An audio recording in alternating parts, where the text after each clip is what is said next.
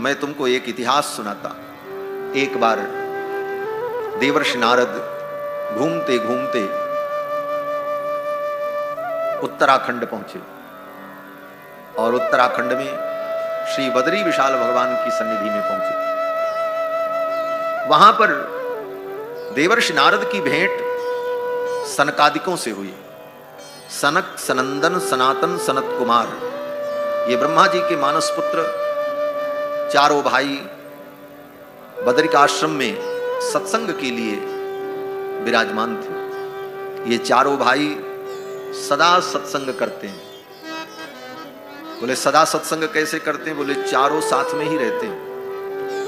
उसी में से एक व्यक्ति व्यासपीठ पर बैठ करके कथा सुनाता है और 3 जो हैं वो श्रोता बन जाते हैं।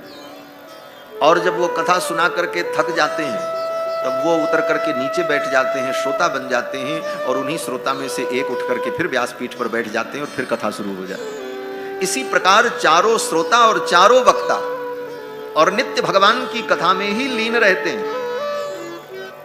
देखत बालक बहुकालीना, देखने में तो ये चारों बालक हैं लेकिन बड़े पुराने हैं। देखत बालक बहुकालीना, ब्रह्मानंद सदा लय लीना, ब्रह्मानंद में ही लीन रहते। और इनके जीवन का उद्देश्य क्या है? केवल भगवान की कथा, सदा भगवान की कथा सुनते रहते और भगवान की ही चर्चा करते रहते। चारों भाई बद्रिकाश्रम में विराजमान थे। नारद जी पहुंच गए। नारद जी इनके छोटे भाई, ये चारों ब्रह्मा जी के पुत्र हैं और नारद जी भी ब्रह्मा के पुत्र हैं। नारद जी जब पहुंचे तो सनकादिकों को देखा। सनकादिकों ने नारद जी को देखा। नारद जी बड़े उदास थे। नारद जी का चेहरा उतरा हुआ था। तो सनकादिकों ने पूछा कि इदानीं शून्य चित्तोसी गतवित्तो यथा जनः। हे नारद, तुम इतने उदास क्यों हो? लगता है तुम्हारा धन लुट गया हो। जैसे किसी का धन लुट जाए तो व्यक्ति चिंतित हो जाता है, उसी प्रकार आप चिंतित हो। गतवित्तो यथा जनः। और तुम तो महात्मा हो, विरक्त हो। विरक्त व्यक्ति को, महात्मा को इतनी चिंता नहीं करनी चाहिए। तवेदम मुक्त संगस्य नोचितम बद कारणम। सनकादिकों ने कहा नारद तुम तो मुक्त संग हो, विरक्त महात्मा हो। विरक्त महात्मा को क्या चिंता? न बेटा न बेटी, न घर न मकान, न दुकान, न खेती, न राज, न पाट, किस बात की चिंता? विरक्त महात्मा को तो सदा प्रसन्न रहना चाहिए। न कुछ बिगड़ा है न कुछ बिगड़ेगा। कुछ बनाया ही नहीं तो बिगड़ेगा क्या? बिगड़ने का डर तो उसको होता जो बनाता। बोले घर बनाया, गिरस्ती बनाई, माल खजाना बनाया, बैंक बैलेंस बनाया, बोले उसको डर होता है कि कहीं बिगड़ न जाए। और जो कुछ बनाया ही नहीं तो क्या डर किस बात का? जो जीवन में कुछ बनाता नहीं, कुछ संग्रह करता नहीं, उसको बिगड़ने का डर भी नहीं होता। क्या बिगड़ेगा? विरक्त को ऐसे ही रहना चाहिए। सनकादिक ने कहा कि तवेदम मुक्त संगस्य नोचितम। तुम्हारे जैसे मुक्त संग व्यक्ति के लिए ये उचित नहीं है। क्यों इतने चिंतित हो? तब नारद जी ने अपनी चिंता का कारण बताया। नारद जी ने कहा हे मुनिवर, मैंने सोचा पृथ्वी बहुत उत्तमा है। ये पृथ्वी बड़ी अद्भुत है। इस पृथ्वी पर बड़े बड़े पवित्र तीर्थ हैं और भगवान ने अवतार लेकर के अपने चरणों से इस पृथ्वी को धन्य किया है। तो मैं तीर्थों में भ्रमण करूं, ये सोच करके मैं तीर्थों में भ्रमण करने के लिए निकला। नारद जी कहते मैं सभी तीर्थों में गया। पुष्करम च प्रयागम च काशीम गोदावरीम तथा। पुष्कर, प्रयाग, काशी, गोदावरी, इन समस्त तीर्थों में मैंने भ्रमण किया। हरिक्षेत्रम कुरुक्षेत्रम श्रीरंगम सेतुबंधनम। श्रीरंगम सेतुबंधरामेश्वरम, कुरुक्षेत्र, इन समस्त तीर्थों में मैंने भ्रमण किया लेकिन कहीं भी मुझे शांति नहीं मिली।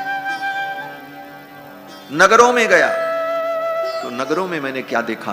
बोले बड़े बड़े नगर में, बड़े बड़े शहर में जितने लोग मिले, किसी के अंदर मुझे सत्य नहीं दिखाई पड़ा। सत्यम नास्ति तपः शौचम दया दानम न विद्यते। सत्य नहीं दिखाई पड़ा, तपस्या नहीं दिखाई पड़ी, पवित्रता नहीं दिखाई पड़ी, दया दानम न विद्यते, दया नहीं दिखाई पड़ी, दान नहीं दिखाई पड़ा। ये 5000 वर्ष पहले की बात नारद जी बता रहे हैं। आज तो कलयुग है। सत्यम नास्ति, सत्य नहीं दिखा नारद जी को। तपह, तपस्या नहीं दिखाई पड़ी। आज तपस्वी दिखाई पड़ते हैं लेकिन तपस्या नहीं दिखाई पड़ती। सेवक दिखाई पड़ते हैं, सेवा नहीं दिखाई पड़ती। बड़ी उल्टी रीति है कलयुग की महाराज। सत्यम नास्ति तपः शौचम, शौच नहीं दिखाई पड़ा। शौचम माने सुचिता। सुचिता का जो भाव है उसी को कहते शौचम, पवित्रता। क्यों बोले आज का आदमी स्वच्छता तो समझता है लेकिन पवित्रता नहीं समझता। और एक दूसरी बात, लोगों ने पवित्रता को और स्वच्छता को एक समझ लिया, ये बड़ी विडंबना। पवित्रता अलग है और स्वच्छता अलग है। आज हम स्वच्छता को तो समझते हैं लेकिन पवित्रता को नहीं समझते। स्वच्छता को समझते हैं, कपड़े खूब साफ होने चाहिए, बिस्तर खूब साफ होना चाहिए, बाथरूम टॉयलेट खूब साफ स्वच्छ होना चाहिए, लेकिन पवित्र क्या चीज होती, पवित्रता किसे कहते हैं, इस पर हम विचार नहीं करते। पवित्रता शास्त्र सम्मत होती है और स्वच्छता, बोले स्वच्छता हमारी बुद्धि का विषय है। ये पवित्रता और स्वच्छता में इतना अंतर है। अब जैसे आपने अपना कपड़ा धुलने के लिए धोबी को दिया, लॉन्ड्री में दिया, तो कपड़ा धुल गया, कपड़ा स्वच्छ हो गया लेकिन पवित्र नहीं हुआ। कपड़ा वही पवित्र होता है जो अपने हाथों से धुला जाता है। अपने हाथों से धुले हुए वस्त्र पवित्र होते हैं। अपने हाथ का मतलब अपने घर में धुले गए वस्त्र। वहां तो धुला गया लेकिन धुलने के बाद वो कहां कहां रखा गया और किस किस व्यक्ति ने स्पर्श किया, स्वच्छ तो हो गया लेकिन वो पवित्र नहीं। आपका बाथरूम, उसमें टाइल्स लगी हो, मार्बल लगा हो, बेशकीमती मार्बल और टाइल्स लगे हो, और उसे आप क्लीन कर दो, साफ कर दो, बाथरूम स्वच्छ तो हो गया लेकिन पवित्र नहीं हुआ। पवित्रता तो शास्त्र सम्मत होती है। और गाय की गौशाला, बोले गाय की गौशाला में स्वच्छता नहीं दिखाई पड़ेगी। गाय की गौशाला में मक्खियां उड़ती रहेंगी। गाय की गौशाला में गोमूत्र और गोबर की गंध आती रहेगी। वहां कीचड़ होगा, गोबर पड़ा होगा, गोमूत्र पड़ा होगा, वहां स्वच्छता नहीं होगी लेकिन पवित्रता होगी। पवित्रता और स्वच्छता में इतना अंतर है। होटल में जो भोजन आपको मिलेगा वो होटल का भोजन स्वच्छ होगा, बड़ा साफ सुथरा, चमकती हुई कटोरियों में और सजे हुए तरीके से और चमकते हुए प्लेट में चमकती हुई चिम्मच लगा करके आपको दिया जाएगा और देने वाले लोग भी बड़े साफ सुथरे आपको दिखाई पड़ेंगे। स्वच्छता तो बहुत होगी लेकिन पवित्रता नहीं। पवित्रता तो भोजन में तब होगी जब पवित्र विधि से, पवित्र व्यक्ति के द्वारा, पवित्र वातावरण में, पवित्र पात्र में, पवित्र वस्तुओं के द्वारा निर्मित किया गया होगा, तब वो भोजन पवित्र होगा। तो पवित्रता और स्वच्छता में इतना अंतर। आज हम स्वच्छता तो समझते हैं लेकिन पवित्रता नहीं समझते। हम शौच क्रिया करके आते हैं तो हाथ को धोने के लिए साबुन का उपयोग कर लेते हैं। आजकल वो लिक्विड आता है उसका उपयोग कर लेते हैं। उसके उपयोग से आपका हाथ स्वच्छ हो गया, साफ हो गया, एक भी बैक्टीरिया नहीं, एक भी कीटाणु नहीं, हाँ साफ हो गया क्योंकि आपने साबुन और डिटॉल का प्रयोग किया, लिक्विड का प्रयोग किया। आपका हाथ स्वच्छ तो हो गया लेकिन पवित्र नहीं हुआ।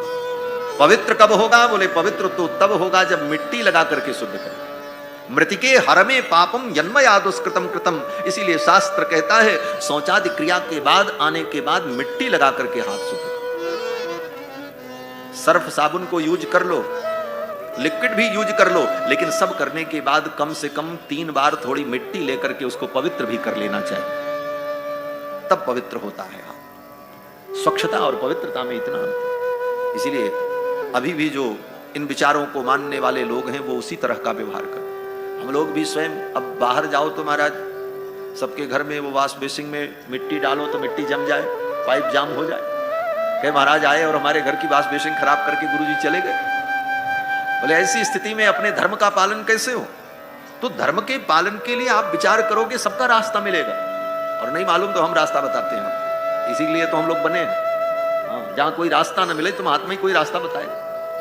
तो हम लोग क्या करते हैं, बोले सुंदर मिट्टी लेकर के, पवित्र मिट्टी लेकर के उसको बढ़िया से पीस करके उसका पाउडर बना करके मिट्टी को और फिर उसी मिट्टी में थोड़ा सा सर्फ डाल लिया और एक डिब्बे में पैक करके साथ में रखे रहते। जहां भी जाएंगे तो जो कुछ वहां है उससे हाथ की शुद्धि करने के बाद फिर वही मुल्तानी मिट्टी लेकर के 3-4 बार 5 बार 7 बार जितना समय मिला जल्दी जल्दी तो हाथ को शुद्ध कर लिया, तो कम से कम हाथ पवित्र हो गया, आप भगवान की सेवा के लायक हो गए।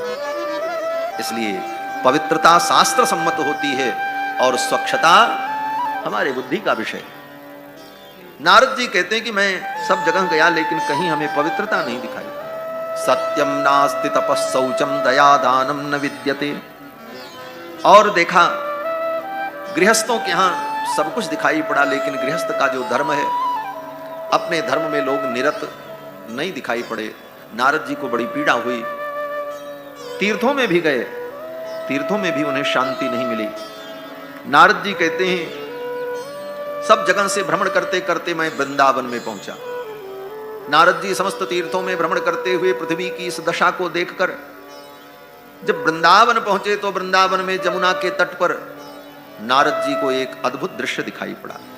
नारद जी ने देखा एक स्त्री युवती रो रही थी और उसके अगल बगल 2 बूढ़े पुरुष पड़े हुए थे और कई स्त्रियां उस स्त्री की सेवा कर रही थी। कोई चमर डुला रही थी, कोई पंखा कर रही थी।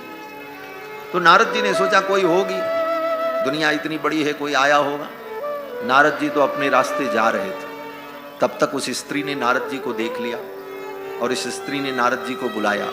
भो भो साधो क्षणम तिष्ठ। हे साधु, हे संत, एक क्षण के लिए रुक जाओ। भो भो साधो क्षणम तिष्ठ मच्चिंतामपि नाशय। मेरी भी चिंता का नाश करो, मैं बड़ी दुखी हूं। नारद जी रुक गए। नारद जी ने पूछा, देवी आप कौन हो? कासित्वम का विमौ चेमा नार्यः का पद्मलोचना। नारद जी ने कहा, देवी आप कौन हो?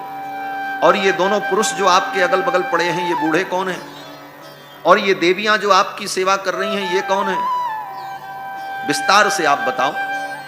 तब उस देवी ने कहा कि हे नारद जी, मेरा नाम भक्ति है, मैं भक्ति हूं। भक्ति का मतलब, बोले जैसे किसी का नाम शक्ति हो, किसी का नाम सावित्री हो, किसी का नाम भक्ति हो, ऐसे उसका नाम भक्ति रहा होगा? बोले ना ना, ऐसी बात नहीं। साक्षात भगवान की भक्ति, जिस भक्ति को हम आप ढूंढते हैं, जिस भक्ति की महिमा शास्त्र में कही गई, वो भक्ति ही मूर्तिमती होकर के वृंदावन में प्रकट थी। उस देवी ने कहा, अहम भक्ति ऋतिख्याता, मेरा नाम भक्ति है। और ये दोनों अगल बगल जो मेरे पड़े हुए पुरुष हैं, ये मेरे पुत्र हैं। इमौ में तनयौ मतौ, ये मेरे तनय हैं, मेरे पुत्र हैं। एक का नाम ज्ञान है और एक का नाम वैराग्य। ज्ञान वैराग्य नामानौ।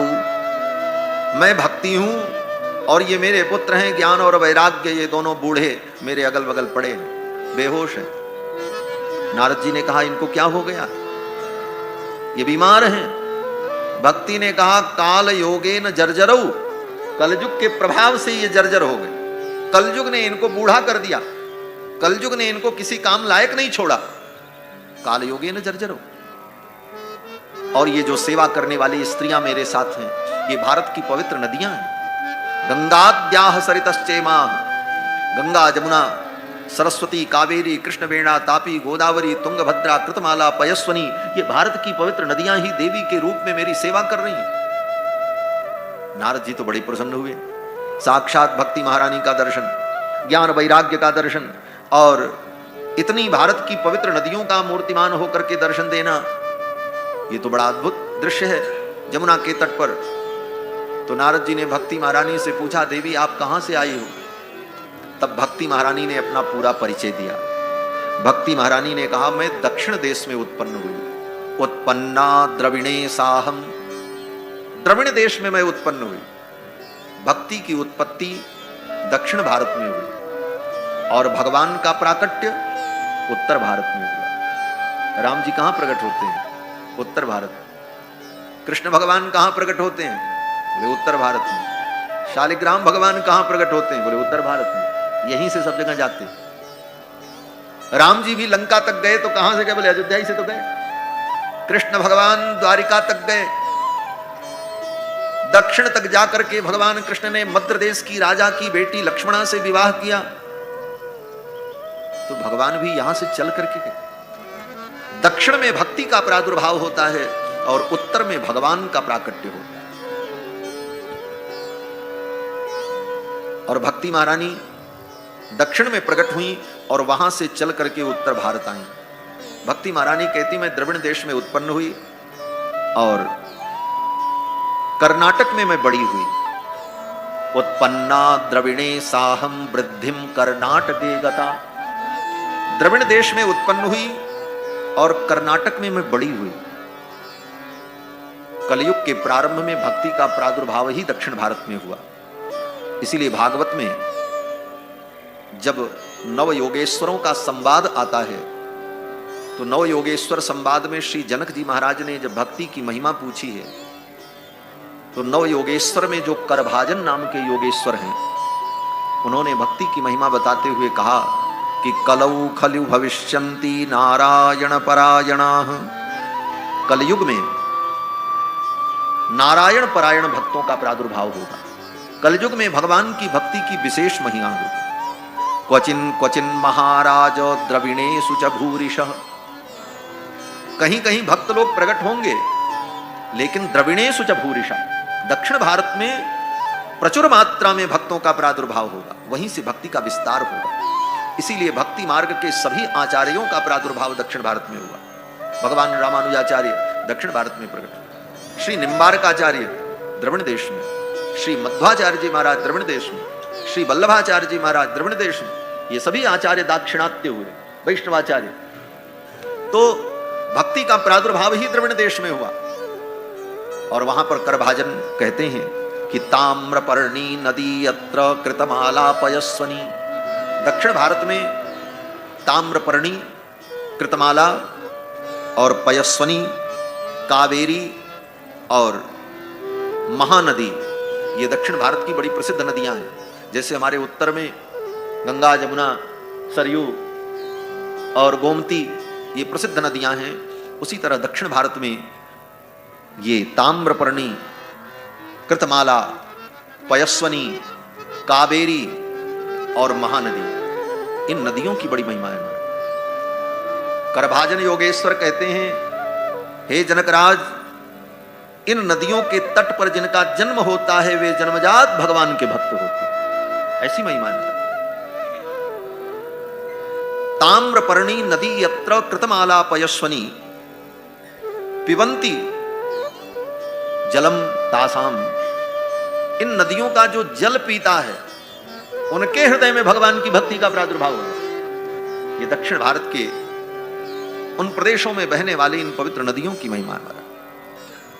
कलौ खलि भविष्यन्ति वासुदेवे। भगवान वासुदेव के चरणों में परम प्रीति रखने वाले भक्तों का प्रादुर्भाव द्रविड़ देश में होगा।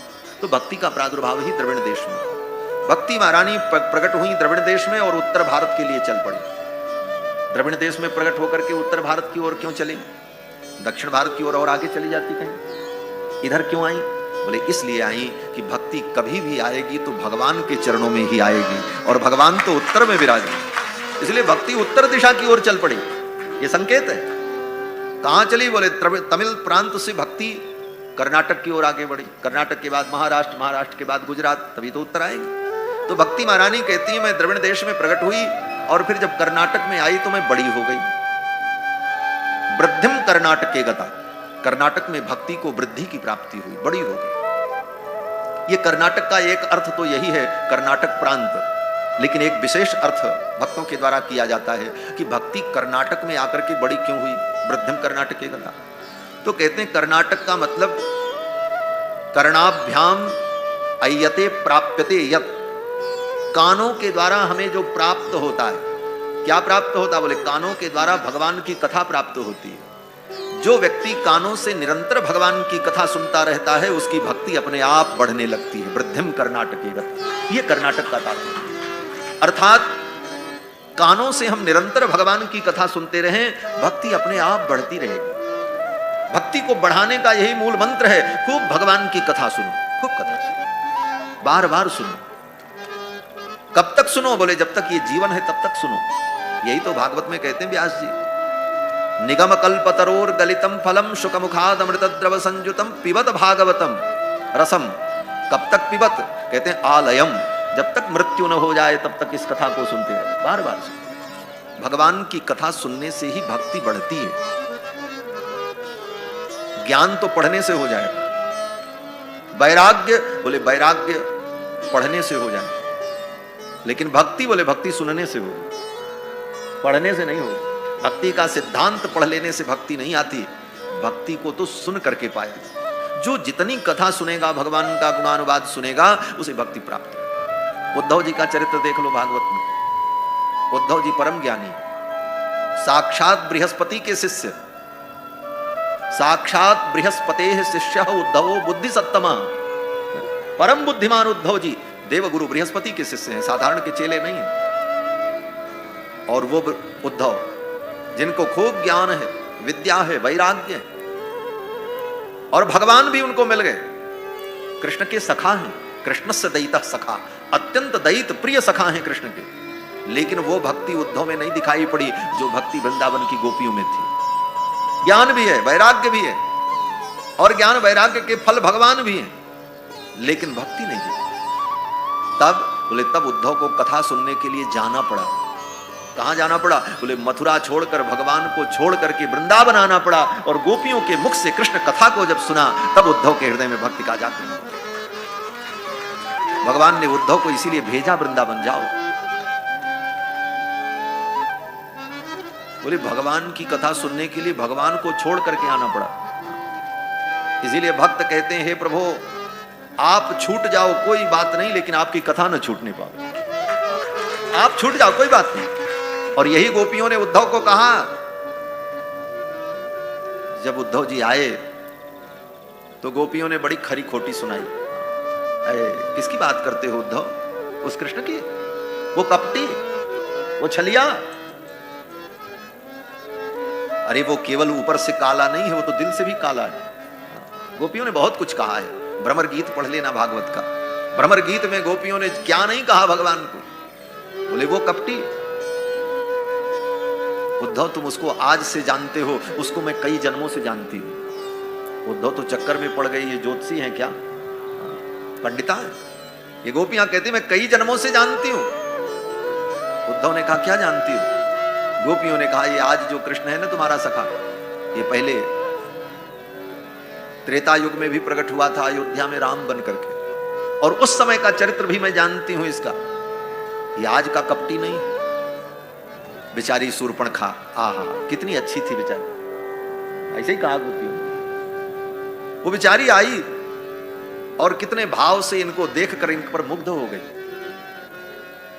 अपनी लोक लज्जा त्याग दिया उसने और इन पर मुग्ध हो गई।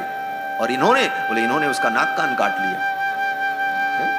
स्त्री कृत विरूपाम, गोपियों ने यही कहा भागवत में, उस स्त्री को कुरूप बना दिया।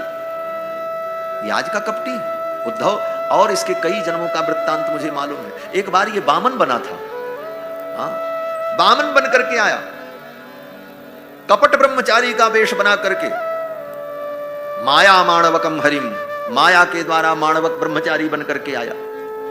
और राजा बलि को देखो, राजा बलि के हृदय में कितनी भक्ति थी। भक्ति के परवश होकर राजा बलि ने अपने गुरु तक की बात नहीं मानी और 3 पग पृथ्वी देने का संकल्प कर लिया। और इस कपटी को देखो, दिखाने के पांव छोटे छोटे और नापते समय इतने बड़े। ये कपट नहीं तो और क्या। 3 पदा विचक्रमे विष्णुर गोपा अदाभ्य, वेद कहता। दिखाने के पांव अलग और नापने के अलग, खाने के दांत अलग और दिखाने के दांत अलग। जिसने सब कुछ दिया, गुरु की बात तक नहीं मानी, उसी का सर्वस्व हरण कर लिया। राजा बलि का सर्वस्व ले लिया। ये तो उसी प्रकार से ध्वांगशवत, गोपियां कहती कौए के समान, जैसे कौआ को जो रोटी खिलाता है उसी की खोपड़ी पर वो मंडराता है। जिस राजा ने अपना सर्वस्व दे दिया, अपने गुरु तक की बात नहीं मानी, उस राजा का सर्वस्व हरण करके इन्होंने कौए जैसा व्यवहार किया। गोपियों ने तो बड़ी खरी खोटी सुनाई। गोपियों ने कहा उद्धव और बताऊं, इसने एक बार नरसिंह रूप धारण किया था। बाप बेटे में झगड़ा था। हिरण्यकश्यपु चाहता था प्रहलाद मेरे अनुकूल रहे। दुनिया का हर पिता यही चाहता है कि मेरा बेटा मेरे अनुकूल हो। अगर हिरण्यकश्यपु ने चाहा तो गलत क्या किया? और अगर आप सर्वज्ञ थे, आप सर्वसमर्थ थे, तो आपको जाकर के उस हिरण्यकश्यपु को शुद्ध बुद्धि दे देनी चाहिए थी और उसकी बुद्धि को शुद्ध करके बाप और बेटे को मिला देना चाहिए था। लेकिन आपने जाकर के उस बेचारे हिरण्यकश्यपु को मार डाला। भाई देखो, गोपियों का भी तर्क अपने ढंग का। गोपियों ने इतने सारे तर्क दिए तो उद्धव जी की तो बुद्धि चकरा गई, सारा ज्ञान हवा हो गया। उद्धव जी ने कहा इनको तो मैं नहीं समझा पाऊंगा। उद्धव जी ने कहा अच्छा एक बात करो, अब सुन करके मेरे कान थक गए, मेरे कृष्ण की इतनी निंदा मैं नहीं सुन सकता। उद्धव जी ने कहा कृष्ण से अगर इतनी परेशानी है, कृष्ण इतने कपटी हैं, कृष्ण इतने छलिया हैं, तो अरे गोपियों ऐसे कृष्ण की चर्चा भी छोड़ दो, बंद करो। क्यों कृष्ण की चर्चा करती? तब गोपियों ने बड़ी अद्भुत बात कही। गोपियों ने कहा उद्धव, हम कृष्ण को छोड़ सकती हैं लेकिन कृष्ण की चर्चा नहीं छोड़ सकते, कृष्ण की कथा नहीं छोड़ सकते। कृष्ण छोड़े जा सकते हैं, कृष्ण जहां जाना हो चले जाएं, लेकिन कृष्ण की कथा मेरे जीवन में बनी रहे, ये कृष्ण कथा मुझसे दूर न रहे। ये गोपियों ने कहा। गोपियां कहती हैं दुस्त्यजस तत्कथार्थ, कृष्ण की कथा दुस्त्यज है, इसे त्यागा नहीं जा सकता। उद्धव ने कहा इस कथा की क्या विशेषता? तो गोपियों ने कहा उद्धव, कृष्ण कहीं भी चले जाएं कोई दिक्कत नहीं, लेकिन कृष्ण की कथा मेरे जीवन में बनी रहे, क्योंकि ये कृष्ण की कथा, इसकी एक बूंद अगर कान में पड़ जाए, यदनुचरित लीला कर्ण पीयूष विप्रुट सकृत नवधूत द्वंद्व धर्मा विनष्टा। भगवान की कथा की एक बूंद अगर कान में पड़ जाए तो जीवन के सारे द्वंद्व समाप्त हो जाए। और ये कथा व्यक्ति को कृष्ण प्रेमी बना देती है, इसलिए इस कथा का हम त्याग नहीं कर सकते। कथा हमारे जीवन में बनी रहे, कथा रहेगी तो कृष्ण भी आज नहीं कल हमें मिल जाएंगे, इसलिए कथा का त्याग नहीं है। तो कथा भगवान की ये भक्तों को अत्यंत प्रिय है। श्री हनुमान जी महाराज को देख लो, हनुमान जी बैकुंठ नहीं गए। राम जी जब बैकुंठ जाने लगे लीला को पूर्ण करके, तो राम जी ने कहा सब चलो तैयारी करो। बोले कहाँ की तैयारी करें? बोले बैकुंठ चलना है, अब यहाँ की लीला पूरी हो गई, अब बैकुंठ चलना। सब लोग तैयारी करने लगे, अपना बोरिया बिस्तर बांधने लगे, बोले अब तो बैकुंठ चलना। हनुमान जी को बुलाया और भगवान ने कहा हनुमान तुम्हारी तैयारी हो गई? बोले क्या तैयारी? बोले बैकुंठ चलना है ना। हनुमान जी ने कहा चलना तो है, लेकिन मुझे कुछ पूछना था। भगवान ने कहा क्या पूछना था? हनुमान जी ने कहा बैकुंठ तो हम चलेंगे आपके साथ, लेकिन आप ये बताओ बैकुंठ में कथा कै बजे से होती है? कथा की टाइमिंग क्या है? हाँ, तो भगवान मुस्कुराने लगे और भगवान श्री राम ने कहा हनुमान बैकुंठ में कथा नहीं होती, वहां तो हम होते हैं। बैकुंठ में हमारी कथा नहीं होती, बैकुंठ में तो हम होते हैं। तो हनुमान जी ने हाथ जोड़ करके बड़ी विनम्रता से कहा, हनुमान जी ने कहा प्रभु आपकी आज्ञा का मैंने कभी उल्लंघन नहीं किया, लेकिन आपकी इस आज्ञा का मैं पालन नहीं कर सकता, मुझे बैकुंठ नहीं जाना है, मैं तो यहीं रहूंगा। बोले मुझे छोड़ दोगे? हनुमान जी ने कहा प्रभु वैकुंठ में आपकी कथा नहीं मिलेगी और यहां मृत्यु लोक में रहूंगा तो आपकी कथा सुनने को हमें मिलेगी। भगवान ने कहा मुझसे ज्यादा मेरी कथा का महत्व है। हनुमान जी ने कहा प्रभु आपका भी महत्व है, आपकी कथा का भी महत्व है, मेरे लिए दोनों महत्वपूर्ण है और हमें दोनों चाहिए।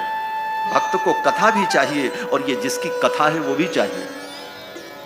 लेकिन भगवान जहां होते हैं वहां भगवान की कथा हो ये कोई जरूरी नहीं है, लेकिन जहां भगवान की कथा होती है वहां भगवान जरूर होते हैं।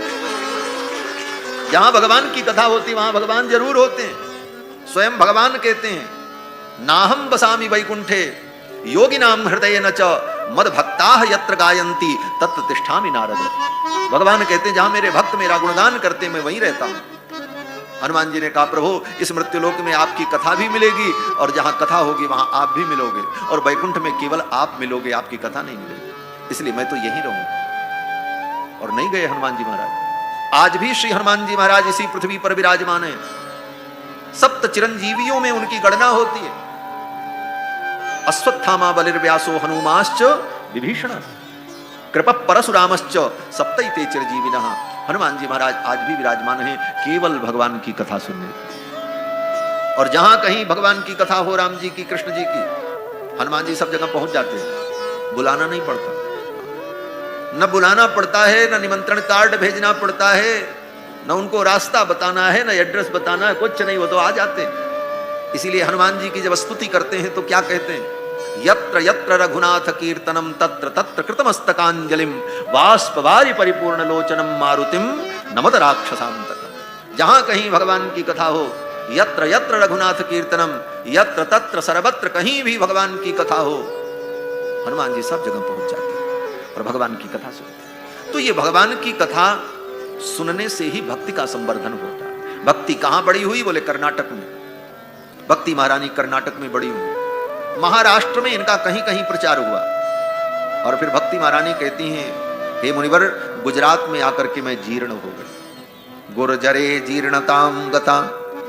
गुजरात में आकर के भक्ति जीर्ण शीर्ण हो गई। कारण बोले गुजरात में उस समय पाखंड की अधिकता थी, और जहां पाखंड होता है वहां पर भक्ति जीर्ण हो जाती है, कमजोर हो जाती है।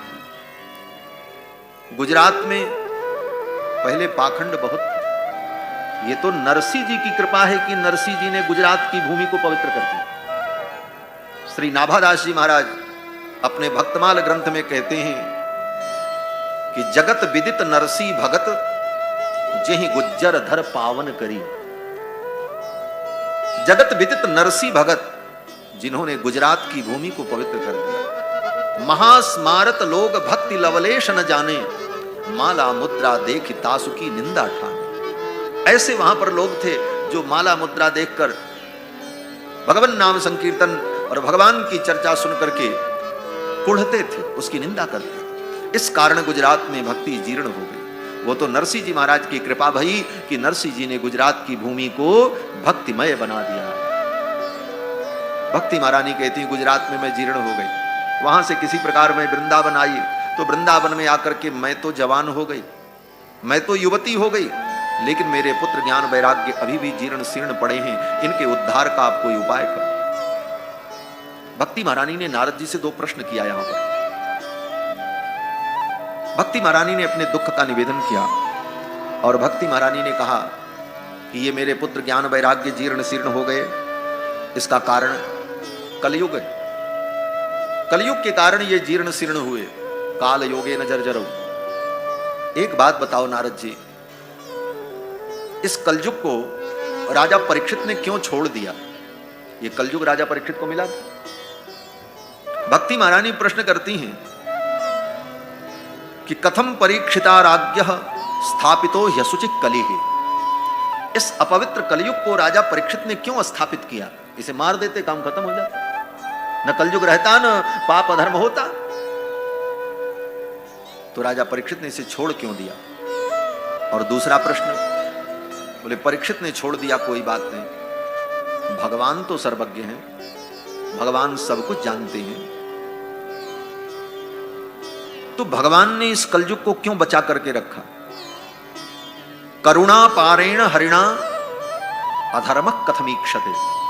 करुणा वरुणालय भगवान तो सर्वसमर्थ हैं, वो इस अधर्म को कैसे सहन करते हैं, कलयुग के अधर्म। और भगवान चाहें तो 1 मिनट में सब कुछ ठीक हो जाए।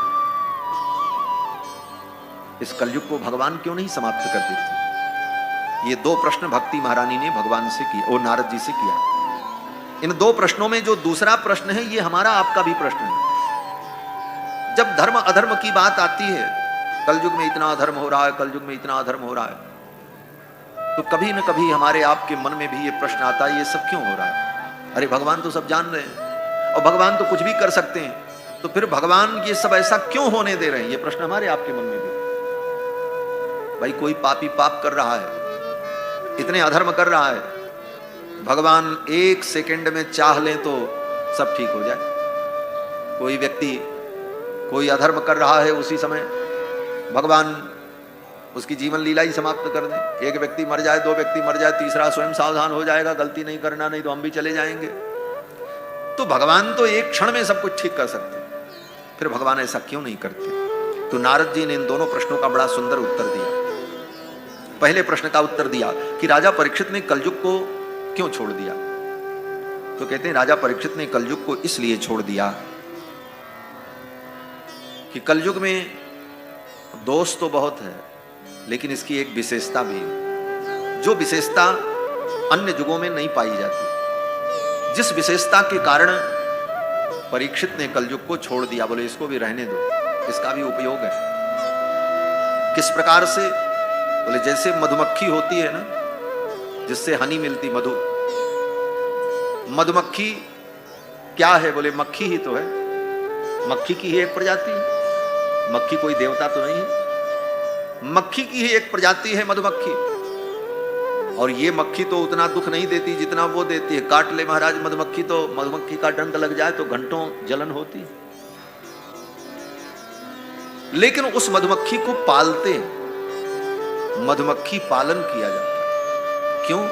बोले उसके अंदर दोष तो बहुत है, मक्खी है, काट ले तो पीड़ा भी होती है, लेकिन उसका एक सबसे बड़ा लाभ है कि वो फूलों पर बैठकर फूलों के रस को बटोर करके जो मधु तैयार करती है, वो काम दूसरा कोई नहीं कर सकता। वो विशेषता उसी में, भले वो काटती है, दुख देती है, लेकिन उस मक्खी में जो विशेषता है, वो विशेषता अन्य किसी प्राणी में नहीं। दुनिया में कोई आज तक मशीन नहीं बनी ऐसी जो मशीन फूलों पर जाए और वहां से रस ले आवे और आपके लिए बढ़िया हनी तैयार कर दे। आज तक नहीं बनी। डुप्लीकेट भले लोग बना ले, चीनी उनी घोर करके आजकल नकली मधु भी बनने लगी, सब कुछ कलयुग में तो सब नकली ही नकली है। लेकिन वो प्रक्रिया तो मधुमक्खी में ही हो सकती है, दूसरे में नहीं हो सकती। इस कारण से उस मधुमक्खी को पाला जाता है, लेकिन सावधानी पूर्वक पाला जाता है। उसी प्रकार कलयुग में बहुत दोष है, लेकिन कलयुग में एक विशेषता है। बोले क्या विशेषता है? बोले सतयुग में भगवान का ध्यान करने से जो फल मिलता है, त्रेता में बड़े बड़े यज्ञ करने का जो फल होता है, द्वापर में भगवान की पूजा करने का जो फल होता है, कलयुग में भगवान का नाम लेने से, भगवान की कथा सुनने से वही फल प्राप्त होगा। ये कलयुग की विशेषता है। कृते अध्याय तो पुंसाम त्रेतायाम यजतो मखैहि द्वापरे परिचर्यायाम कलौ तद हरि कीर्तनात्। कलयुग में भगवान के नाम संकीर्तन से वो फल प्राप्त हो जाता है। और कलयुग की एक विशेषता और है, कलिकर एक पुनीत प्रतापा मानस पुण्य हो ही नहीं पापा। ये गोस्वामी तुलसीदास जी रामायण में लिखते हैं कि कलयुग का एक महत्व यह भी है कि कलयुग का पुनीत प्रताप है कि कलयुग में मानस पुण्य होता है, मानस पाप नहीं होता। ये मानस पुण्य पाप का मतलब, बोले सतयुग में अगर कोई मन से भी सोच ले कि सामने वाले व्यक्ति की हम खोपड़ी फोड़ दें, किसी कारण से उसके मन में भाव आया ये सामने वाले को मैं मारूं, इसकी खोपड़ी फूट जाए, तो सतयुग में अगर मन में भी सोच लिया तो पाप लग गया, खोपड़ी फोड़ने का पाप लग गया। त्रेता युग में आपने मन में विचार किया, पाप लग गया। लेकिन कलयुग में, बोले कलयुग में इतनी छूट है कि आप मन में जब तक सोचोगे तब तक पाप नहीं लगेगा। पाप तब लगेगा जब आप वो पाप कर डालोगे। जब तक करोगे नहीं वो पाप, तब तक आपको पाप नहीं लगेगा। मन में सोचने से पाप नहीं लगेगा। कलयुग में इतनी छूट दी, मानस पुण्य हो ही नहीं पापा। कलयुग में मन से किया गया पाप नहीं लगता, और पुण्य, बोले पुण्य लगता है। कलयुग में आपके मन में ये भाव आवे कि हम अयोध्या जाते, वृंदावन जाते, संतों का दर्शन करते, भगवान का दर्शन करते, ये मन में भाव आया, भले आप नहीं जा पाए वृंदावन अयोध्या, लेकिन आपको पुण्य प्राप्त हो गया क्योंकि मन से आप चले। कलयुग की ये विशेषता है। कलयुग में मन से किया गया पुण्य तो होता है, लेकिन मन से किया गया पाप नहीं होता। पाप तो वो होगा जो आप अपने शरीर से करोगे। ये कलयुग की विशेषता, मानस पुण्य हो ही नहीं पापा। इस कारण से कलयुग की इन विशेषताओं को देख करके ही महाराज परीक्षित ने कलयुग को छोड़ दिया। बोले रहने दो, इस कलयुग में लोग भगवान का नाम लेकर के तर जाएंगे, न तपस्या की जरूरत पड़ेगी, न साधना की जरूरत पड़ेगी। राम राम राम राम कहते कहते लोग संसार सागर से पार हो जाएंगे। ये सुविधा है, इसलिए कलयुग को छोड़ दिया। और रही बात भगवान इसको सहन क्यों करते हैं, तो इसका उत्तर दिया नारद जी ने कि अयम तु युग धर्मो ही वर्तते कस्य दूषणम अतस्तु पुंडरीकाक्षः सहते निकटे स्थितः। भगवान जानते हैं कलयुग का यही धर्म है, कलयुग में ऐसे ही होगा जो हो रहा है, यही कलयुग का धर्म है। इसको कहते हैं युग धर्म। हर युग का अलग अलग धर्म होता है। सतयुग का धर्म अलग है, त्रेता का धर्म अलग है, द्वापर का धर्म अलग है और कलयुग का धर्म अलग है। इस कलयुग में यही होता है जो हो रहा है। इसलिए भगवान सब कुछ देखते हुए सहन करते हैं। अयम तो युग धर्मो ही वर्तते कस्य दूषणम अतस्तु पुंडरीकाक्षः सहते निकटे स्थितः। इसीलिए भगवान निकट में रह करके भी सब कुछ सहन करते रहते हैं। भक्ति महारानी बड़ी संतुष्ट हुई। भक्ति महारानी ने कहा, आपकी जय हो हे मुनिवर, आपने बड़ी कृपा की। अब आप ये कृपा करो, मेरे पुत्र ज्ञान वैराग्य को ठीक कर दो। नारद जी ने कहा ठीक है। नारद जी ने क्या किया? बोले ज्ञान वैराग्य के कान के पास जाकर उपनिषद सुनाया, वेदांत सुनाया और गीता सुनाई।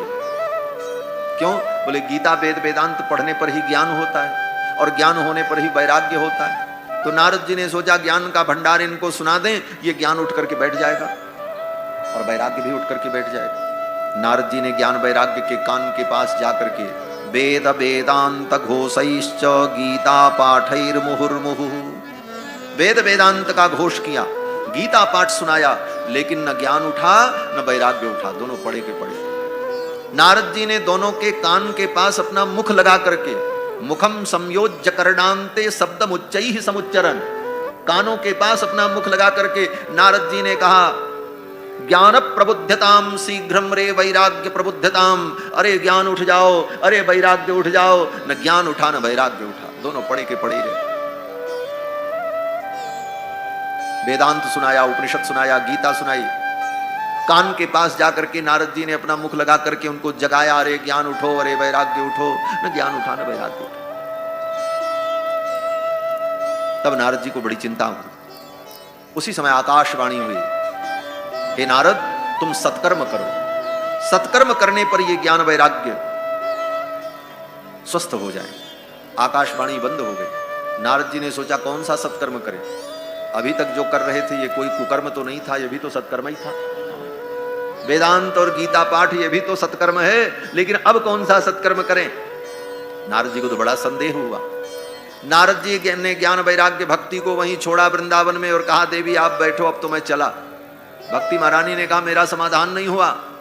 नारद जी ने कहा बस अब आपका समाधान ढूंढने ही मैं जा रहा हूं। पहले तो मैं ये पता लगाऊं कौन सा सत्कर्म है जिस सत्कर्म के करने पर ज्ञान वैराग्य ठीक होंगे, क्योंकि आकाशवाणी ने कहा है एतदर्थम तु सत्कर्म सुरर्षे तुम समाचर। हे देवर्षि तुम इसके लिए सत्कर्म करो। नारद जी चल पड़े सत्कर्म की परिभाषा जानने के लिए। बड़े बड़े मुनि महात्माओं के पास गए, लेकिन नारद जी को किसी ने सटीक उत्तर नहीं दिया। और इसी प्रश्न का उत्तर ढूंढने के लिए नारद जी कहां पहुंच गए? बोले उत्तराखंड पहुंच गए। उत्तराखंड में ही उत्तर मिलता है, ऐसे प्रश्नों का उत्तर तो उत्तराखंड में ही मिलेगा। नारद जी पहुंच गए कहां? बोले बद्री विशाल क्षेत्र में, बद्री नारायण भगवान के। और वहां इनको सनकादिक मिले। तब नारद जी ने सनकादिकों से कहा मेरी चिंता का यही कारण है, मैं सत्कर्म की परिभाषा जानना चाहता हूं। सनकादिकों ने कहा बस इतनी सी बात? सुनो, सबसे बड़ा सत्कर्म है ज्ञान यज्ञ। सत्कर्म सूचको नूनम ज्ञान यज्ञ स्मृतो बुधैहि। सनकादिकों ने कहा ज्ञान यज्ञ ही सबसे बड़ा सत्कर्म है। नारद जी ने कहा यह ज्ञान यज्ञ कैसे होता है? तो सनकादिकों ने कहा कि श्रीमद्भागवतालापस्सतु गीत शुकादिभिः। श्रीमद्भागवत महापुराण की जो कथा है जिसको सुखदेव जी ने राजा परीक्षित को सुनाया है, इस कथा का श्रवण ही सत्कर्म है। यही सबसे बड़ा सत्कर्म।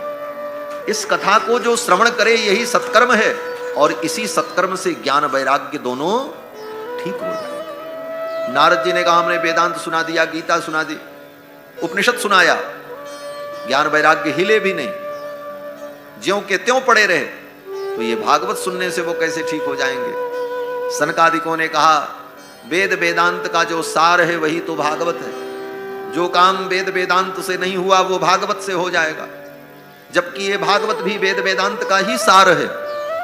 किस प्रकार से? बोले जैसे गन्ने के रस से चीनी बनती है, बनती तो गन्ने से ही चीनी है, लेकिन जो काम चीनी करती है वो गन्ना नहीं करता। आपको हलवा बनाना हो चाय बनानी हो तो आप सोचो कि गन्ना से ही सारी चीनी बनती है, तो लाओ गन्ना ही डाल दें। हलवा में गन्ना डाल दो, हलवा बनेगा? नहीं बनेगा। चाय में गन्ना डाल दो, बनेगा? नहीं बनेगा। लेकिन विधि पूर्वक उस गन्ने के रस को निकाल करके, पका करके, परिपक्व करके, सुखा करके जब शक्कर बना ली गई, तो अब उस शक्कर को आप जहां डालोगे वहीं मीठा हो जाएगा। चाहे हलवा में डाल दो, चाहे चाय में डालो, चाहे दूध में डालो। लेकिन वो काम गन्ना नहीं कर सकता जो काम शक्कर करेगी। उसी प्रकार से जैसे दूध में घी है, लेकिन आप सोचो कि पूड़ी बनानी है तो दूध में तो घी है ही है, कड़ाही में दूध डाल दें और उसी में पूड़ी छान लें, पूड़ी छनेगी? बोले नहीं छनेगी। दूध में घी विद्यमान है, लेकिन जब तक एक प्रक्रिया के द्वारा उस घी को उससे अलग नहीं किया जाएगा, तब तक वो घी उपयोग में नहीं आएगा। और जब उसे निकाल लिया गया, दही जमा करके, मथ करके, उसके सार को, उसके घी को निकाला, बोले वो घी अब रख लो, जो चाहो सो बन जाए, पूड़ी बन जाए, पकौड़ी बन जाए, गुलाब जामुन बन जाए, जो छानना बनाना हो सब बनता रहेगा, विविध व्यंजन बनेंगे। लेकिन कब? बोले जब प्रक्रिया के द्वारा दूध से उस घृत को निकाल लिया। उसी प्रकार वेद वेदांत के अंदर ही भक्ति रस व्याप्त है, लेकिन वेद वेदांत के अंदर व्याप्त जो भागवत धर्म है, उस धर्म को वेद व्यास जी ने अपनी बुद्धि में जमाया, जैसे दही जमाया जाता है, और फिर अपने तर्क की मथानी से उसे मथा और मथ करके उसका जो सार निकाला, वही सार श्रीमद् भागवत महापुराण। सारे वेद वेदांत का सार। इसके श्रवण से ही ज्ञान वैराग्य ठीक हो जाएंगे। नारद जी तो बड़े प्रसन्न हुए और नारद जी ने कहा तो अब आप ही सुना दो ये कथा। सनकादिकों से कहा। सनकादिकों ने कहा हम सुना दें? बोले हाँ, आपने जब उपाय बताया है तो आप ही ये भागवत कथा ज्ञान यज्ञ सुना करके भक्ति ज्ञान वैराग्य को ठीक कर दो। सनकादिकों ने कहा ठीक है चलो। बोले कहाँ कथा होगी? बोले चलो नीचे गंगा के तट पर चलते हैं। बद्रीनाथ धाम से उतर करके कहाँ आए? बोले हरिद्वार में आए। गंगा द्वार समीपे तू तटमानंद नामकम। गंगा द्वार समीपे तू, हरिद्वार का ही नाम गंगा द्वार है। वेद व्यास जी ने हरिद्वार का नाम बदल के गंगा द्वार कर दिया। गंगा द्वार समीपे तू तटमानंद नामकम। गंगा द्वार कहने से क्या फायदा हुआ? वेद व्यास जी ने सोचा हरिद्वार कहने में बड़ा झगड़ा है। बोले क्या झगड़ा है? बोले भगवान विष्णु के भक्त जो हैं वैष्णव, वो कहते हैं इसका नाम हरिद्वार। क्यों? बोले ये हरि का द्वार है, यहां से बद्रीनाथ धाम जाया जाता है, ये हरि का द्वार है, इसलिए इसका नाम हरिद्वार। भगवान शंकर के भक्तों ने कहा नहीं नहीं, इसका नाम हरद्वार है। क्यों? बोले यहां से भगवान हर के यहां जाया जाता, केदारनाथ जाया जाता। दोनों में झगड़ा शुरू हो गया। बोले भाई ये हरद्वार है कि हरिद्वार है? तो वेद व्यास जी ने कहा झगड़ा मिटा दो।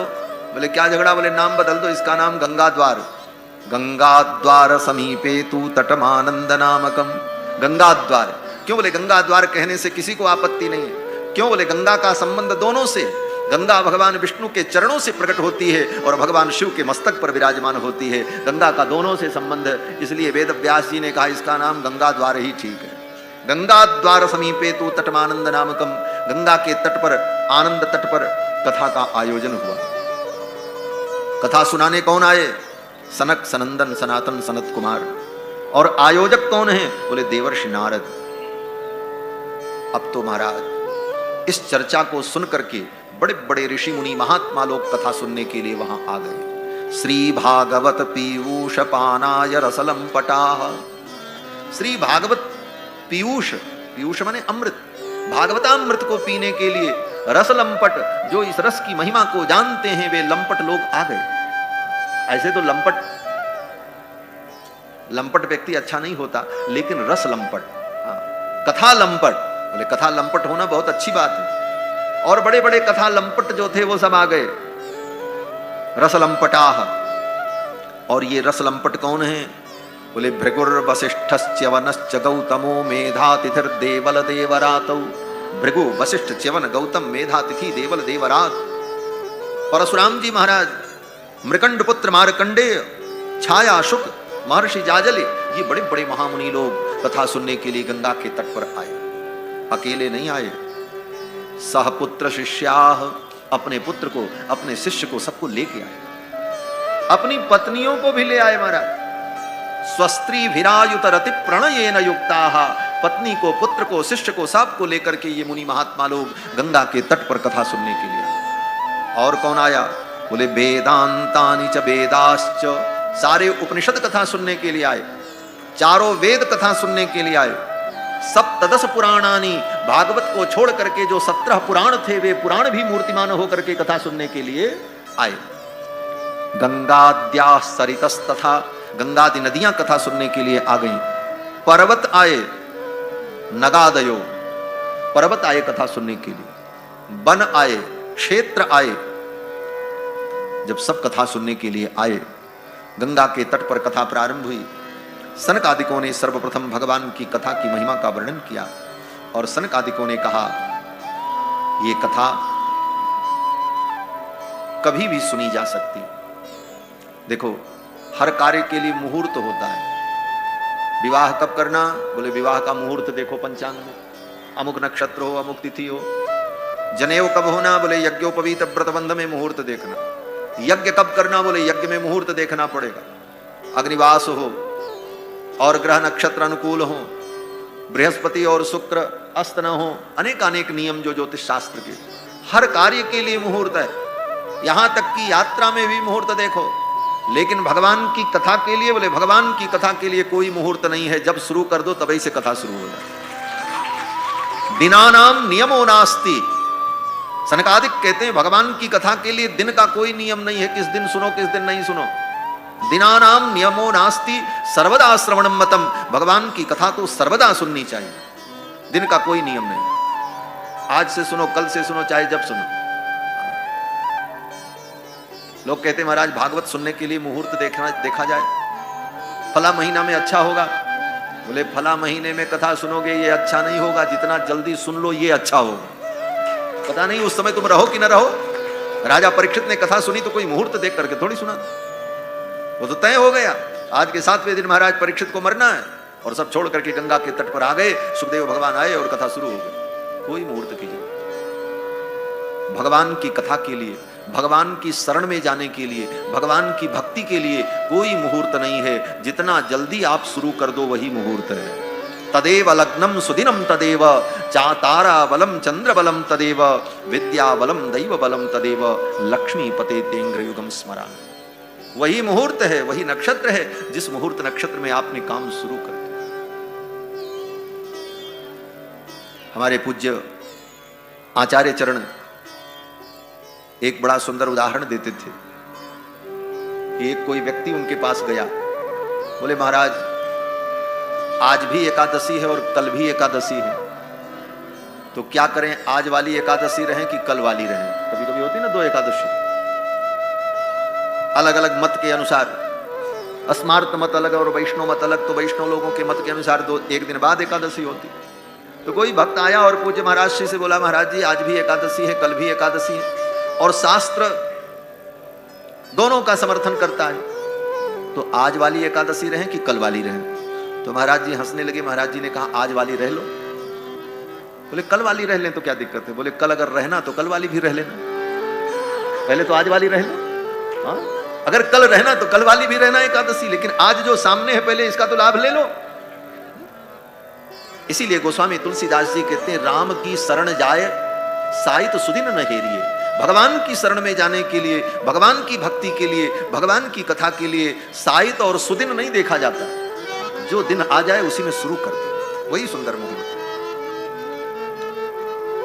अब तो सनकादिकों ने भागवत की महिमा का वर्णन किया और महिमा का वर्णन करते हुए जब कथा सुनाने लगे सनकादिक, तब तक भक्ति महारानी अपने पुत्र ज्ञान वैराग्य को लेकर कथा के मध्य में आ गई। भक्ति महारानी अपने पुत्र ज्ञान वैराग्य को लेकर के वो हरिद्वार में कथा के मध्य में ही आ गई। कैसे आई? सूत जी कहते हैं कि भक्ति सुतौ तौ तरुणौ गृहीत्वा, भक्ति के पुत्र ज्ञान वैराग्य तरुण हो गए, जवान हो गए। भगवान की कथा होने जा रही है ये सुन करके ज्ञान वैराग्य जवान हो गए। सुन करके जवान नहीं हुए, सुनने के लिए जवान हो गए महाराज। और भक्ति अपने दोनों पुत्रों को लेकर के चल करके आई।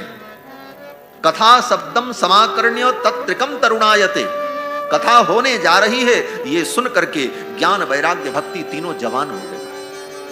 और ज्ञान वैराग्य को लेकर के भक्ति महारानी आ गई कथा में।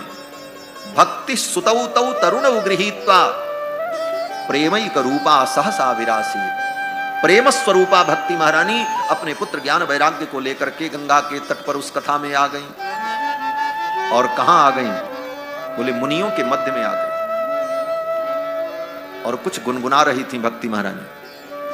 क्या गुनगुना रही थी? बोले भक्ति महारानी के मुख से मधुर मधुर भगवन नाम संकीर्तन निकल रहा था। कौन सा संकीर्तन? बोले श्री कृष्ण गोविंद हरे मुरारे नाथेति नामानि मुहुर्वदन्ति। श्री कृष्ण गोविंद हरे मुरारे हे नाथ नारायण वासुदेव। यही संकीर्तन करती हुई भक्ति महारानी कथा में अपने पुत्र ज्ञान वैराग्य को लेकर के आ गई। ये कीर्तन भक्ति महारानी का कीर्तन है। श्री कृष्ण गोविंद हरे मुरारे हे नाथ नारायण वासुदेव। श्री कृष्ण गोविंद हरे मुरारे हे नाथ नारायण वासुदेव।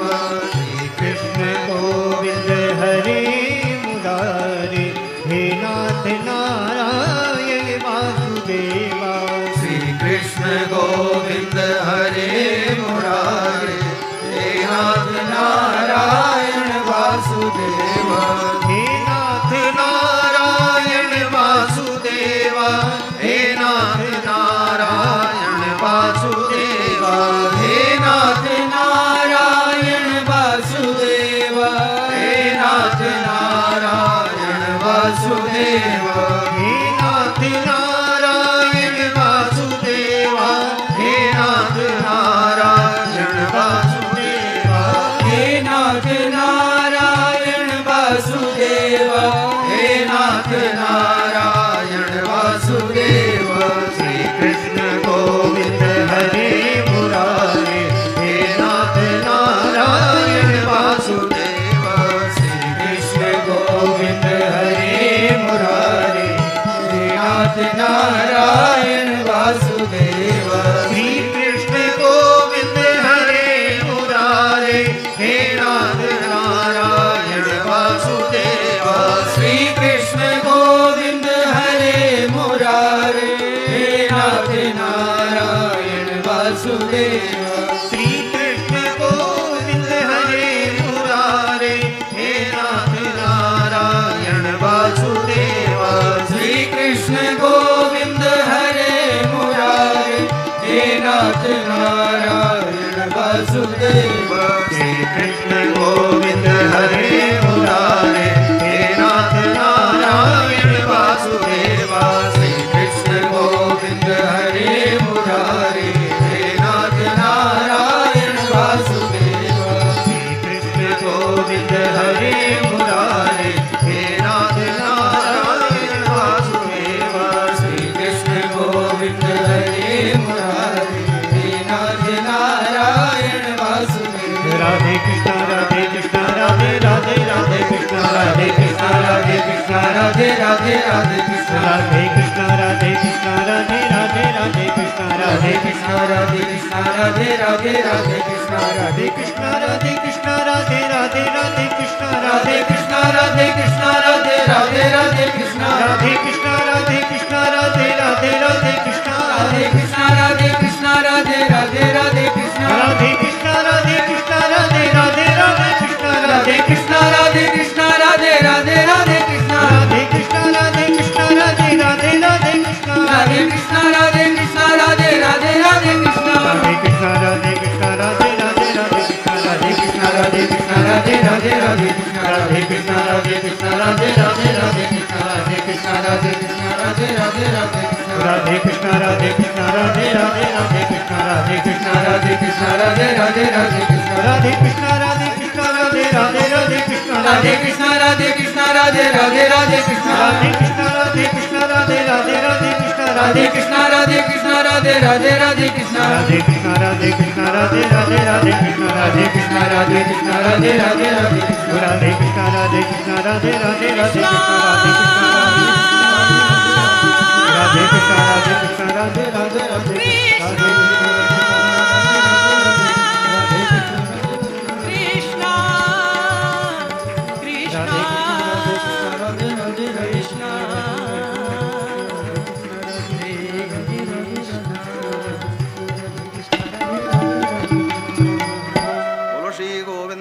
भगवान की जय। जय जय श्री राधे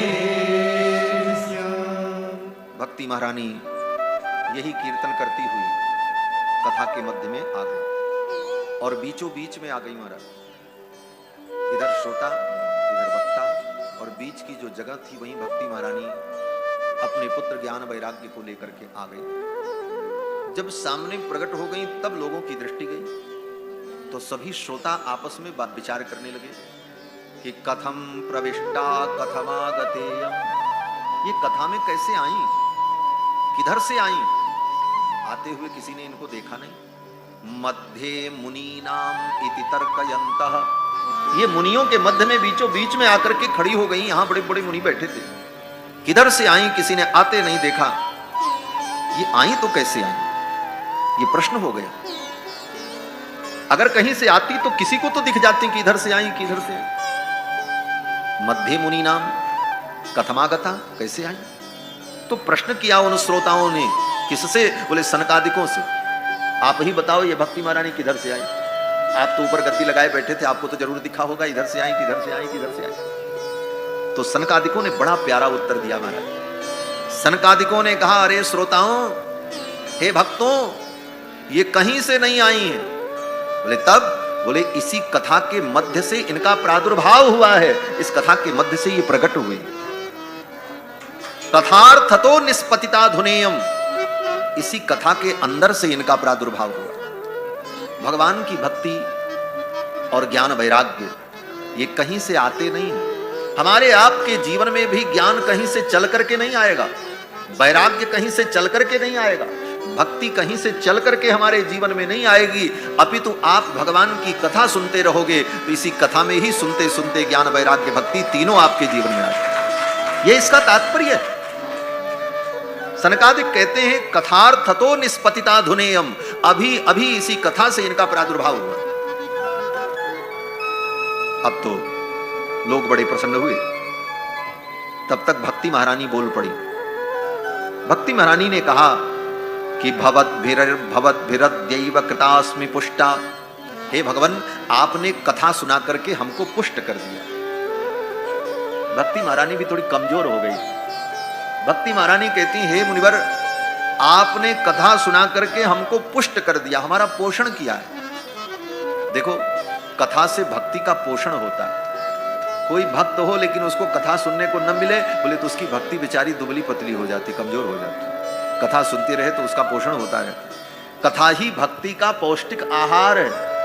और अगर कथा नहीं मिली तो भक्ति बेचारी कुपोषण का शिकार हो जाएगी। इसलिए भक्त को तो भगवान की कथा सुनते रहना चाहिए। भवद्भिरद्यैव कृतास्मि पुष्टा, भक्ति कहती आपने हमको पुष्ट कर दिया। कलिप्रणष्टापि कथा रसेन, इस कथा रस से आपने हमको परिपुष्ट कर दिया।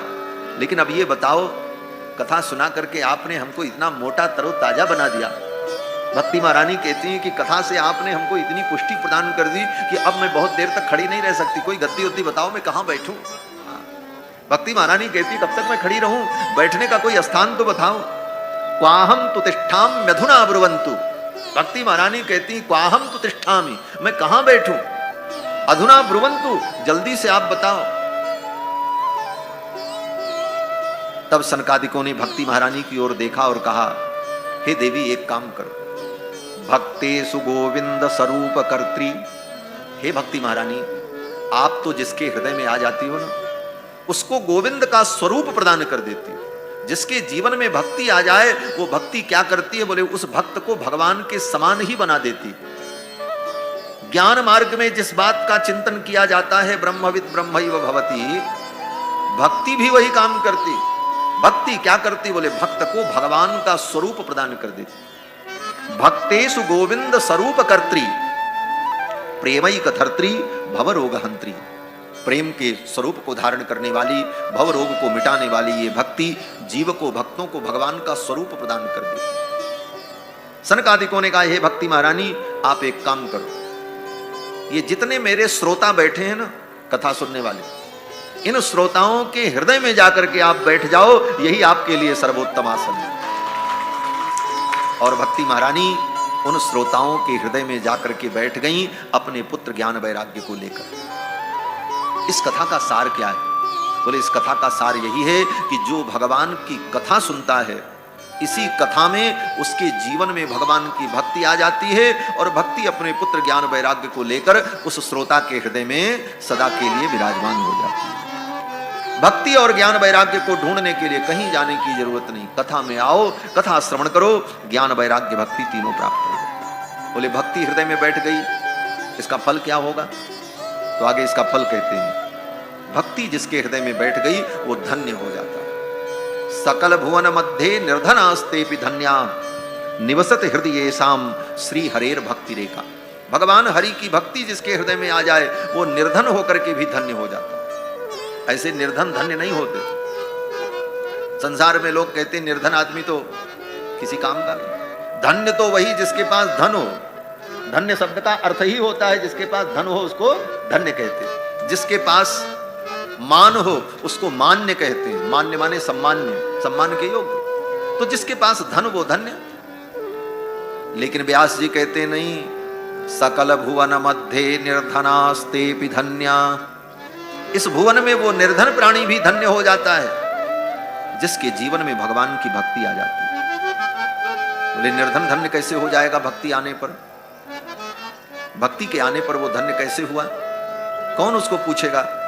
इस दुनिया में निर्धन को कौन पूछता है? पैसे वाले को ही सब पूछते हैं। यस्यास्ति वित्तम स नरः कुलीनः स एव वक्ता सच दर्शनीयः सर्वे गुणाः कांचनमाश्रयन्ति। तो उस निर्धन को कौन पूछता? उसके तो दरवाजे पर कोई झांकने भी नहीं जाएगा। तो सनकादिक बड़ा सुंदर उत्तर देते हैं। सनकादिक कहते हैं कोई उसके यहां जाए चाहे न जाए, अगर भक्ति आ गई हृदय में तो जानते हो उसका कुशल क्षेम पूछने के लिए कौन जाएगा? उसका हाल समाचार लेने के लिए कोई दुनिया का आदमी आवे ना आवे, लेकिन स्वयं भगवान अपना बैकुंठ छोड़ करके उसके लिए चले आते। हरिरपि निज लोकम सर्वथा तो विहाय। भगवान हरि अपना लोक छोड़ करके कहां आएंगे? बोले प्रविशत हृदय तेसाम भक्ति सूत्रोपनद्धः। भक्ति के सूत्र में बंध करके भगवान उसके हृदय में आकर के बैठ जाए। किसके हृदय में? बोले जिसके हृदय में भगवान की भक्ति आ गई। अब ये सब होगा कैसे? बोले पहले कथा सुनो। जब कथा सुनोगे तो भक्ति आएगी अपने पुत्र ज्ञान वैराग्य को लेकर के। और जब भक्ति आ गई बोले तब कौन आएगा? बोले फिर भगवान आएंगे और भगवान भी आकर के उसके हृदय में बैठ जाएंगे। और जिसके हृदय में भक्ति और भक्ति के पुत्र ज्ञान वैराग्य और भगवान स्वयं आकर के विराजमान हो जाएं, उस प्राणी से ज्यादा धन्य और दुनिया में कौन हो सकता है? यही धन्यता का स्वरूप है। प्रविशत हृदय तेषाम भक्ति सूत्रोपनद्धः। सूत जी महाराज कहते हैं कि ये भगवान की कथा चित्तस्य शोधाय कलौ पवित्रतम। इस कलयुग में चित्त को, अंतःकरण को शुद्ध करने के लिए भगवान की कथा से बढ़ करके कोई श्रेष्ठ साधन नहीं है। फिर तो सनकादिकों ने देवर्षि नारद को और भक्ति महारानी को कथा सुनाते हुए, कथा की महिमा सुनाते हुए धुंधकारी का उपाख्यान सुनाया। धुंधकारी की कथा आप सभी को मालूम है।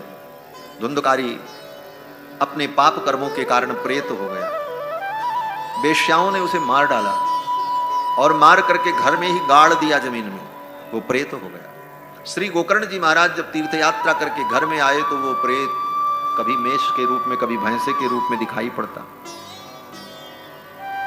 गोकर्ण जी ने हाथ में जल लेकर मंत्र पढ़ करके जल का छींटा दिया, थोड़ी शांति मिली।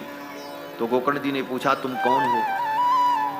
तो उस धुंधकारी प्रेत ने कहा कि अहम भ्राता त्वदीयोस्मि, मैं तुम्हारा भाई हूं।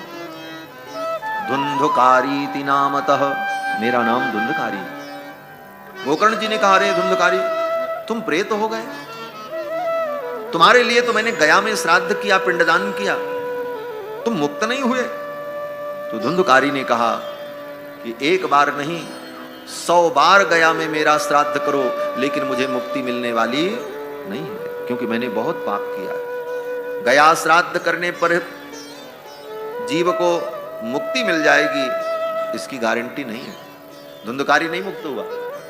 धुंधकारी स्वयं कहता है कि गया श्राद्ध सते नापी मुक्तिर में न भविष्यति। गया में 100 बार मेरा श्राद्ध करो लेकिन मेरी मुक्ति नहीं होगी, क्योंकि मैंने ऐसे भयंकर पाप किए। तो गया श्राद्ध करने पर पितरों का उद्धार हो जाता है, लेकिन सभी पितरों का उद्धार हो गया इसकी गारंटी नहीं हो सकता है किसी ने कोई भयानक पाप किया हो जिसकी मुक्ति न भई हो। बोले ऐसी स्थिति में क्या करें? गोकर्ण जी महाराज बड़े चिंतित हुए, तो सूर्य भगवान से पूछा, हे भुवन भास्कर, हे मरीचिमाले, आप समस्त विद्याओं के स्वामी हैं, आप कृपा करके बताओ, गया श्राद्ध से भी जिसकी मुक्ति न हो उसके लिए क्या करना चाहिए?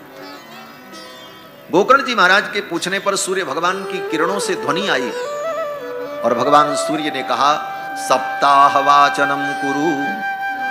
श्रीमद् भागवत महापुराण की साप्ताहिक कथा सुनाओ। एक सप्ताह विधि पूर्वक श्रीमद् भागवत की कथा श्रवण करने से पापी प्राणी का उद्धार हो जाता है और पाप से उसे मुक्ति मिल जाती है।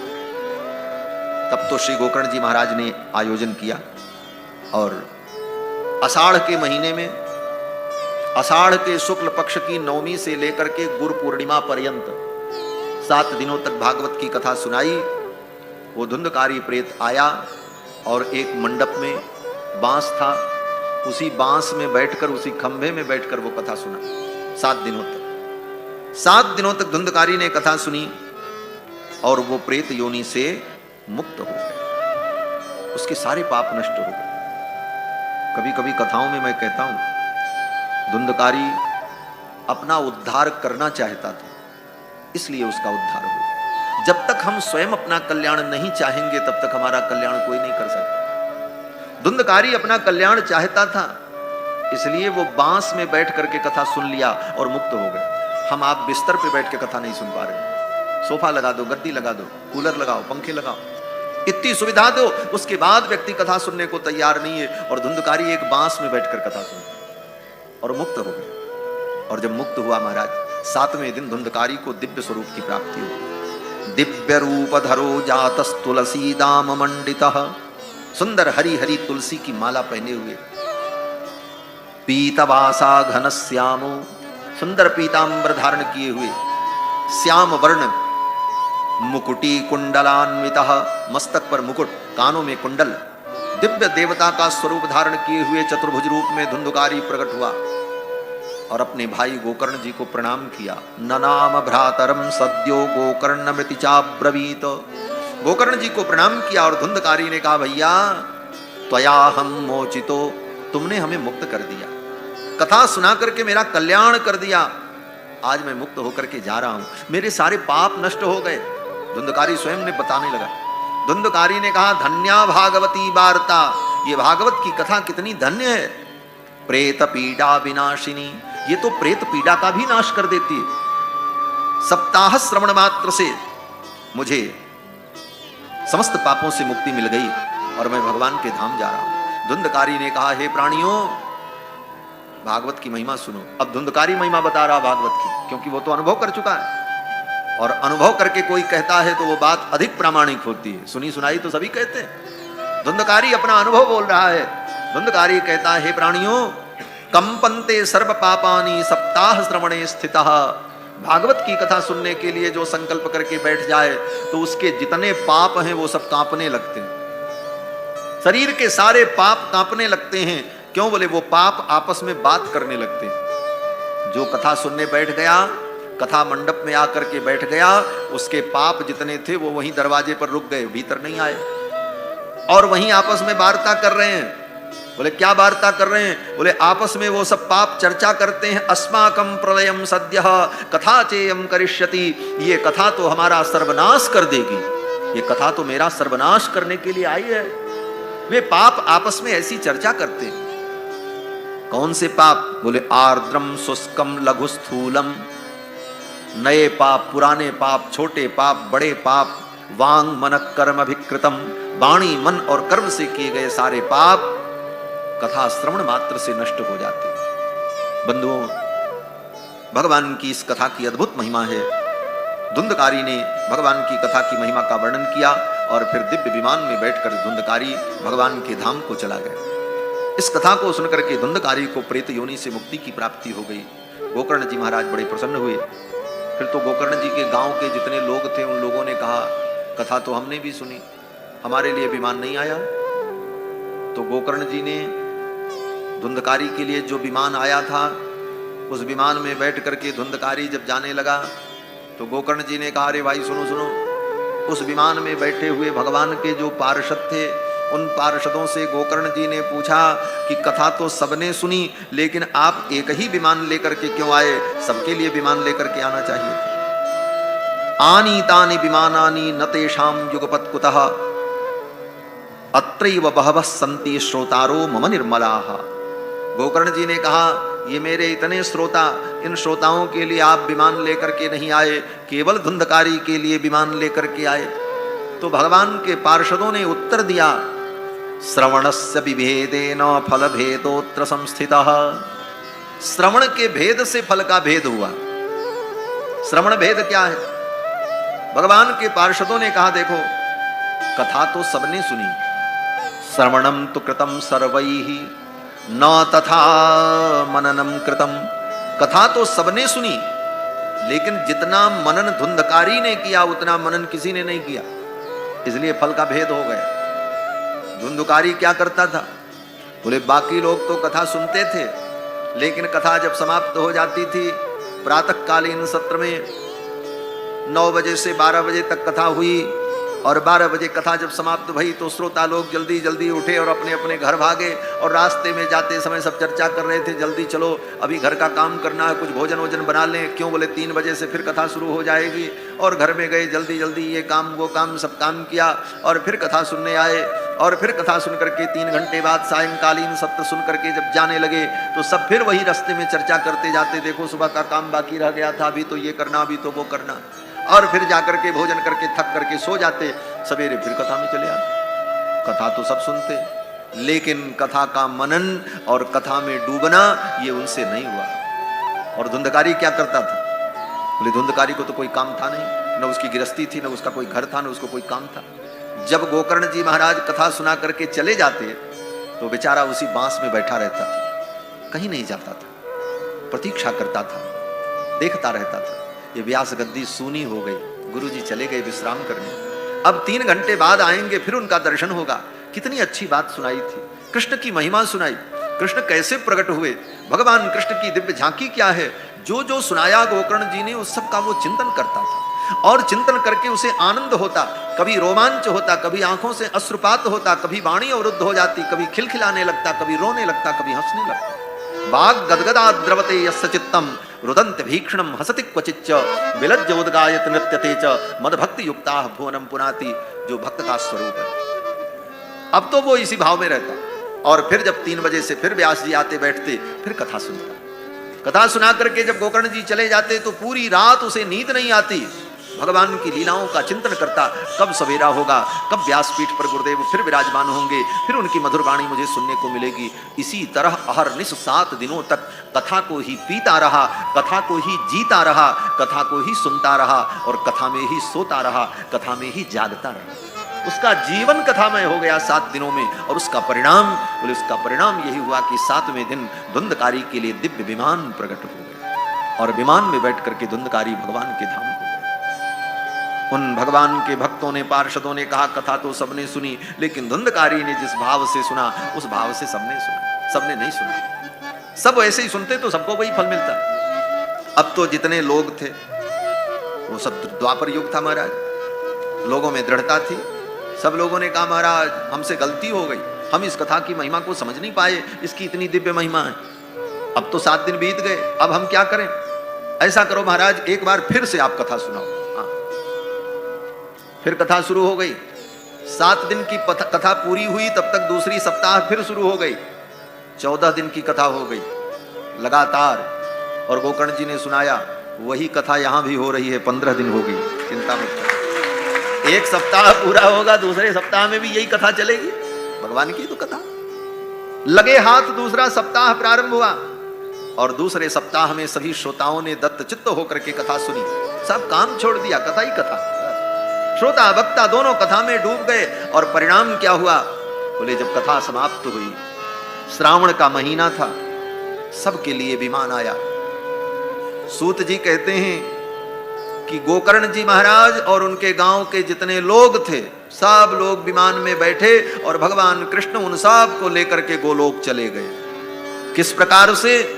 तो उदाहरण देते हैं सूत जी कि अयोध्यावासिन पूर्वम यथा रामेण संगताः, जिस प्रकार त्रेता युग में भगवान श्री राम अयोध्या वासियों को लेकर के अपने वैकुंठ चले गए, उसी प्रकार तथा कृष्णेन ते नीता गोलोकम योगी दुर्लभम, उसी प्रकार भगवान कृष्ण उन सब को लेकर के भगवान के अपने धाम चले।